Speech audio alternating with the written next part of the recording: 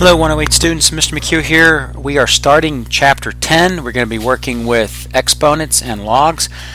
We're going to start with section 10.1 here today on our first talking class notes, and we are going to work on inverse functions for section 10.1.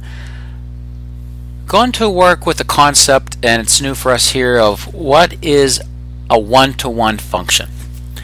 And this idea is the basic concept that every x value that you generate from an equation of a line, as an example, corresponds to one and only one y value.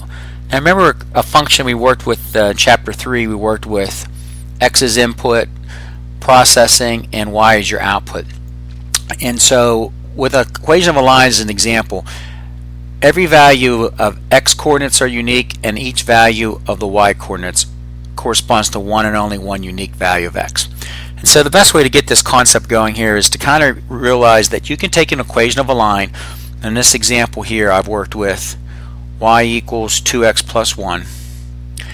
And I didn't do the xy expanded table, but if I picked ordered pairs that satisfy this equation, if I would choose to let x equals 0, I would put it in. 2 times 0 is 0 plus 1, results in the output of y. And as you know from our graphing of linear equations, these ordered pairs are produced, and as you can see from 2, 5, 3, 7, as I go down the line of choosing values for x's, and I could have picked negative ones too, I would receive one and only one unique output value of y. And so this concept of linear equations and a linear function do satisfy the definition of what a one-to-one function is. And so I just want to highlight here that all coordinates are unique coming down here. So if you are given a list of ordered pairs and you're asked if it's a one-to-one function, simply list them vertically, go down the x coordinates, and if they are all unique and different and the y coordinates are unique or different, then you do have a one-to-one function. Okay, so that's what we're working with here, and with this concept we can kind of work with the idea that linear equations do satisfy the definition of a one-to-one function. Only exception would be, you can remember that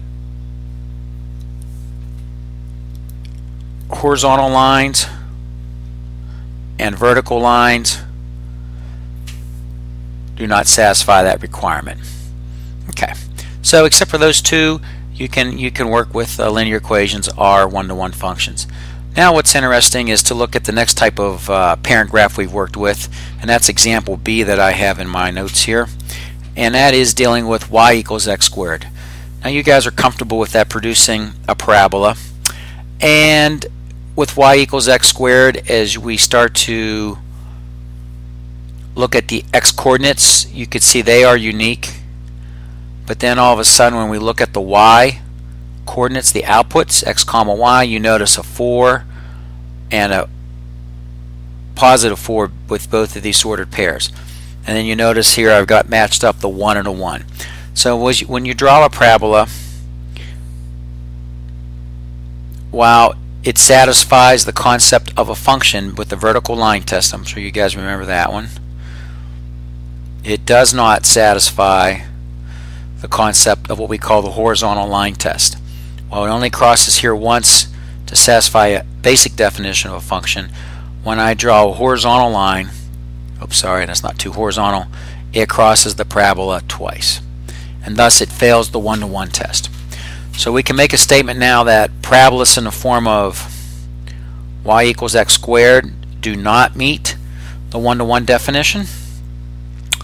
And we could turn around and realize that parabolas that are going sideways are also do not satisfy. And what an example that would be real quick is to come down here and write, don't forget, sideways parabolas that open horizontally are in the form x equals y squared.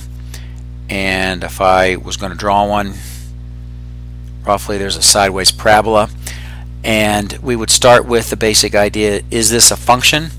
And when I would do the vertical line test, it would see right away it crosses the graph in two places, and therefore the parabolas that are sideways in the form of x equals y squared automatically are not a function and therefore cannot be a one-to-one function.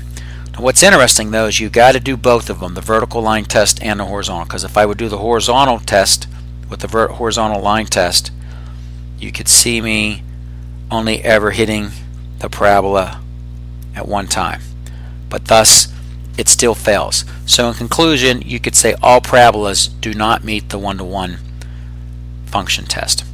Okay, that's it for the page 1. We will go ahead and continue on to page 2. So we're rocking and rolling here on section 10.1, inverse functions. Okay, see you on page 2.